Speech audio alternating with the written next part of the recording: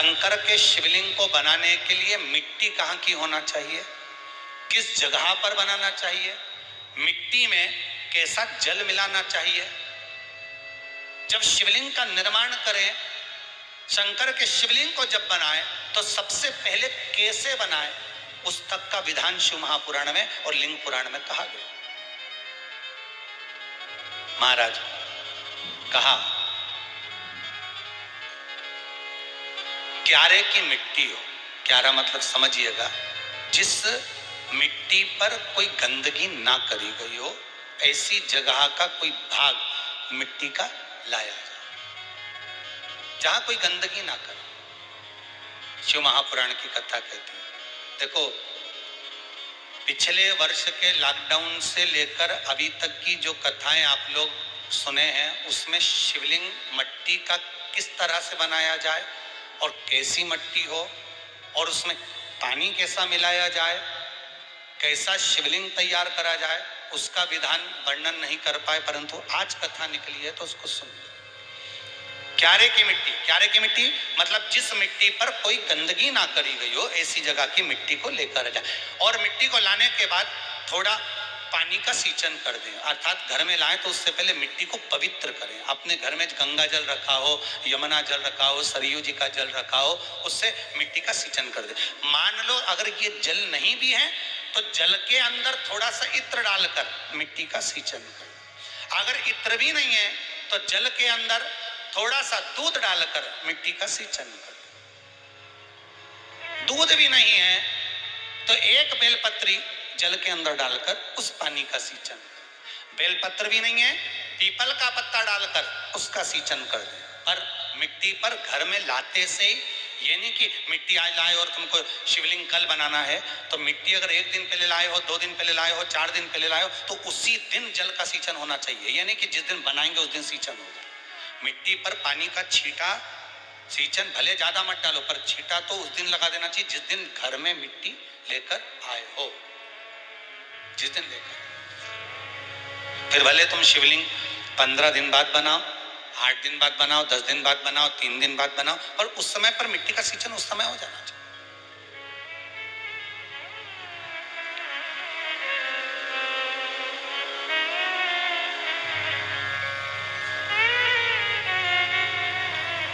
फिर कहा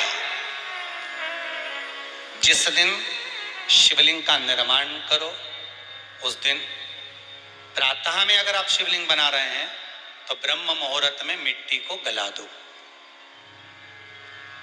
किस पानी से गलाना है उसका भी प्रमाण, उसका भी शास्त्र वर्णन कर रहा है। किस जल से गलाया जाए, शिव महापुराण की कथा कहती है अगर आपको आज शिवलिंग का निर्माण करना है, शाम को आप शिवलिंग का निर्माण कर रहे हो, तो अपने पानी का जो मटका होता है, हंडा होता है, रसोई घर में जहां पानी भर कर रखते हो, उसके नजदीक में एक कलश जिसमें अलग से ताजा जल भरा जाए और उस पर प्लेट ढकी हो और उस पर एक चावल का दाना रखा हो, उस जल को लेकर आओ। थोड़ी देर रखा रहे, आधा घंटा, 2 घंटा, 3 घंटा, 15 मिनट, 20 मिनट, पर वो पानी वहां रखा होना चाहिए। रसोई घर में अन्नपूर्णा का निवास होता है, परिंदे के पास पितरों का निवास होता है। अन्नपूर्णा, पित्र सब रसोई घर के भीतर विराजमान होते हैं। शास्त्र कहता है 33 कोटि देवता एक समय के लिए, एक क्षण के लिए हमारे रसोई घर में प्रवेश करते हैं। इसलिए रसोई घर को तुम पूरे घर को स्वच्छ रखो ना रखो, पूरे घर को तुम साफ रखो ना रखो, पर रसोई घर एकदम क्लीन होना चाहिए, साफ होना चाहिए, स्वच्छ होना चाहिए। आज के जमाने में तो खैर गया, पर पहले जब मट्टी के चूल्हे होते थे, जब चूल्हा बंद होता था तो उसको गीला कर कर, गोबर को या पानी में उसको गीला कर कर, एक कपड़े को गीला कर कर पूरे चौके को, रसोई घर को पोंछा जाता था। मिट्टी का होता था वो, तो भी उसको पोता लगाते थे, पोंछते थे।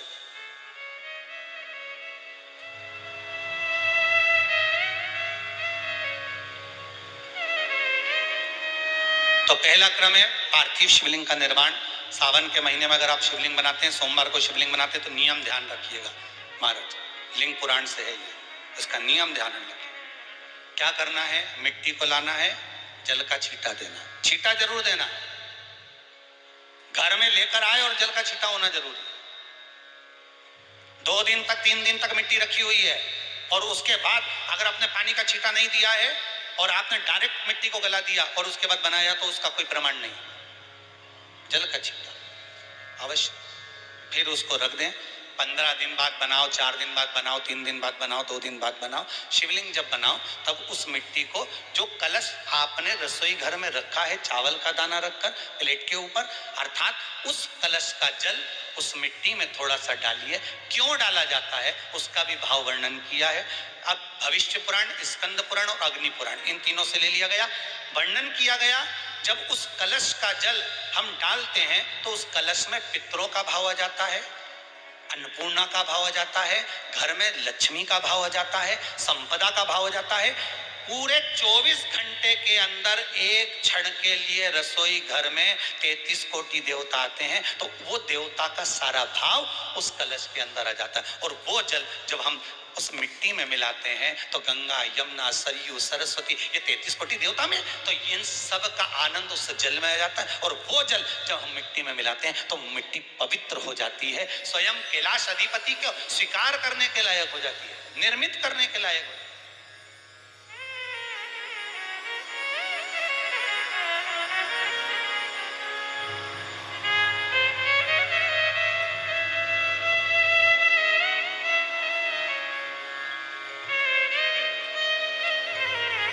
शिवलिंग का निर्माण। अब शिवलिंग का निर्माण कैसे करना? मिट्टी में गला दिया पानी में। सबसे पहले शिवलिंग बनाने से पहले पात्र जो होता है उसके नीचे एक बेलपत्र रखी जाती है। क्या रखना है? एक बेलपत्र। शंकर को झेलने के लिए कोई साधारण नहीं है पात्र जिसपे झेला जाए।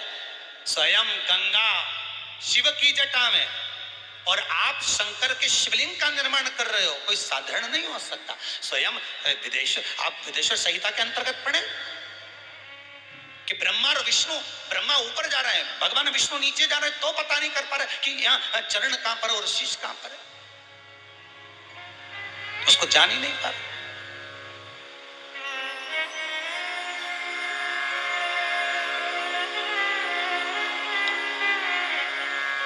बस एक बेलपत्र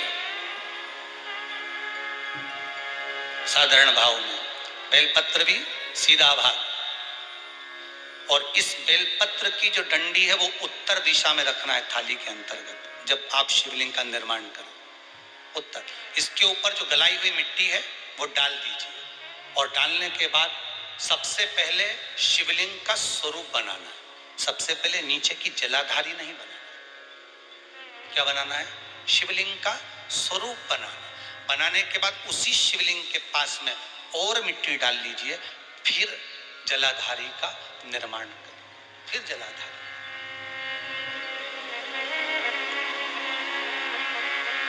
शिवलिंग, जलाधारी निर्मित हो गई।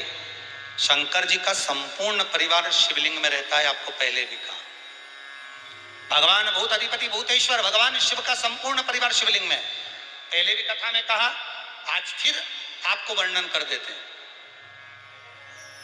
जैसे ये जलाधारी है गोल, ये चरण है, ये शिवलिंग है। ये जो गोल भाग है जहां पर भगवान शंकर का शिवलिंग रखा है, ये पार्वती जी का हस्त कमल है। जहां से पानी नीचे गिर रहा है, इसके राइट भाग में श्री गणेश जी का स्थान, लेफ्ट भाग में श्री कार्तिकेय जी का स्थान। बीच में जो एक मोटी सी लाइन होती है जलाधारी में, वो पार्वती जी के सुंदर पुत्री अशोक सुंदरी का स्थान। शंकर जी के ऊपर जो तिकोनी रखी रहती है, उसके ऊपर से जो जल बूंद बूंद नीचे गिरता है, ये जो पानी बूंद बूंद नीचे गिरता है, या आप कलश से जल चढ़ाते हो या आप संगीत से जल चढ़ाते हो, तो ये जो पानी गिर रहा है, ये शंकर भगवान की 5 पुत्रियां, जया, विषहरा, शामरी बारी, दोतली और देव, ये शंकर जी की 5 बेटी, 5 पुत्री। कार्तिकेय भी है, गणेश भी हैं, अशोक सुंदरी भी है, शंकर जी की 5 बेटियां भी हैं, शंकर भी है और पार्वती भी। अर्थात शिव जी के परिवार में आपको गणेश जी की पूजन अलग करने जाने की जरूरत नहीं पड़ेगी, शंकर के परिवार में पार्वती जी की पूजन अलग करने जाने की जरूरत नहीं पड़ेगी, कार्तिकेय की पूजन अलग जाकर करने की जरूरत नहीं है। शंकर का परिवार शंकर के शिवलिंग के साथ में उस जलाधारी में संपूर्ण परिवार शंकर का विराजमान है, संपूर्ण परिवार, कुछ भी नहीं, संपूर्ण और पूरा परिवार है महाराज। फिर वही बात आई, ध्यान दीजिएगा, जिस व्यक्ति को नींद ना आवे, रात्रि को सोते समय टेबलेट खाने की जरूरत नहीं, शंकर भगवान की 5 पुत्रियों का नाम लीजिए। जया, हाथ में जल लो, पलंग पर बैठो, जल हाथ में लिया, जया आचमन कर लो, विषहरा आचमन कर लो, श्यामली बारी आचमन कर लो, दौतली आचमन कर लो और देव आचमन कर लो। ये शंकर की जो 5 पुत्रियां हैं, ये ऐसी पुत्रियां हैं जो निंद्रा देवी को लेकर आती हैं और हमें विश्राम का आनंद सुख प्रदान करती, हमारे नयनों पर विराजमान रहती।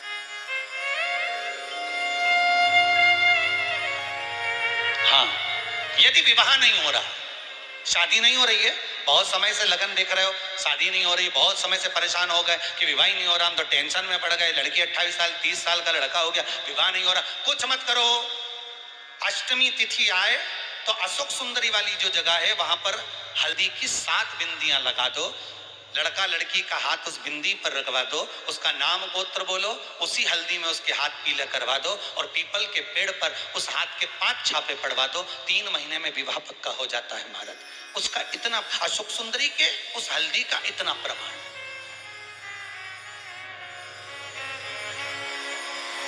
3 माह के अंतर्गत विवाह नक्की होगा, इतना इतना प्रमाण है महाराज। भगवान शिव की आराधना का कोई साधारण फल है महाराज।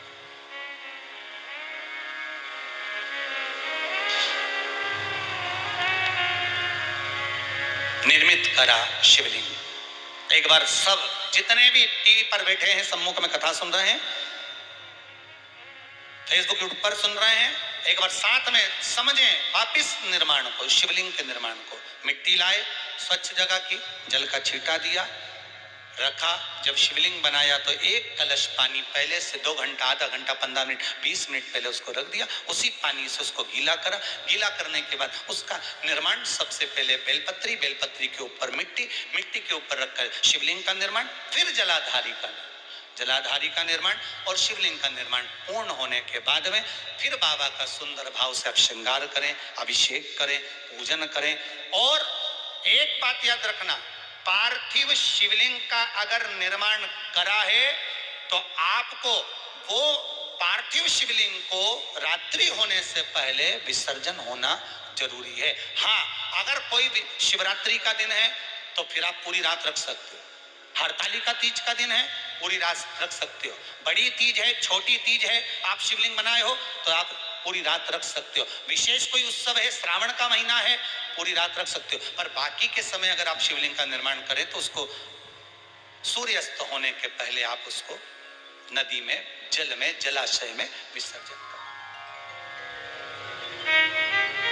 बहुत ध्यान दीजिएगा, विसर्जन करते समय जब आप विसर्जन करें, पानी में अपने पात्र को, शिवलिंग को जब छोड़ें, उस समय पर ध्यान दीजिएगा कि शिवलिंग की जो जल की धार है, जिसका उत्तर की ओर जो जल की धार होती है, विसर्जन करते समय वो जल की धार अर्थात वो उत्तर का भाग हमारी ओर होना चाहिए और थाली इस तरह से पकड़ें कि वो भाग हमको जब डालें तो वो भाग हमको दिखे, थोड़ा सा नजर आए पानी में डालते समय। और जब वो थोड़ा भाग दिखता रहे, और जिसलिए आपने शिवलिंग बनाया, जिस कामना से आपने शिवलिंग बनाया है, वो कामना उस भाग को पानी में देखते देखते बोल दीजिए, वो कामना पूर्ण हो जाती है। इसको कहते हैं पार्थिव शिवलिंग का निर्माण करना और उसकी आराधना करना,